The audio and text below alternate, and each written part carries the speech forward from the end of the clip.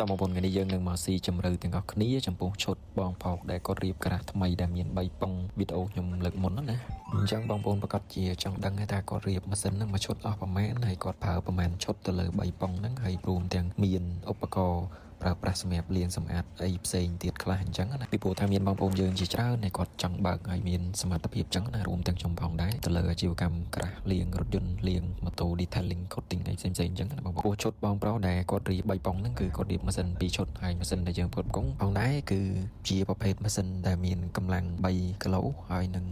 បើគិតជាកម្លាំងសេសគឺ4សេសរួមទាំងសម្ពាធថេ150បាតដែលយើងប្រើបាញ់លាងជំរះសាប៊ូហើយតម្លើងអស់200បាតសម្រាប់យើងបាញ់ទម្លាក់ដីឬមួយក៏បាញ់បាតអញ្ចឹងណាបងប្អូនហើយតម្លៃសម្រាប់ម៉ាស៊ីននេះគឺមួយឈុតចន្លោះតែ4-500ទេវាជួយសន្សំចៃបាត1ទ្វេជា2ណាបើប្រៀបធៀបទៅនឹងម៉ាស៊ីនដែលរៀបផ្គត់ផ្គង់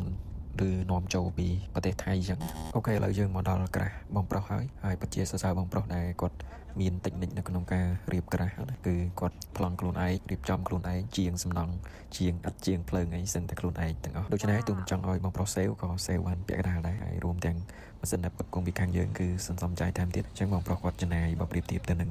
ការបើកក្រាស់ពីបងយើងមុនណាគាត់សំចៃបានស្ទើរតែចង់ពាក់កណ្ដាលបងប្អូនហើយនិយាយបានថាទាំងគ្រឿងបរិក្ខារដែលគាត់កំងពីខាងយើងមានធុងហ្វមធុងបឺតទីយ៉ូរឡូធុងហ្វមហ្នឹងគឺគាត់ចំណាយមិនដល់$1,500ផងបើប្រៀបធៀបទៅនឹងក្រាស់ដែលគេរៀបទូទៅល្បាក់ប៉ុណ្នេះគឺអស់ម្ដុំ3000ជាង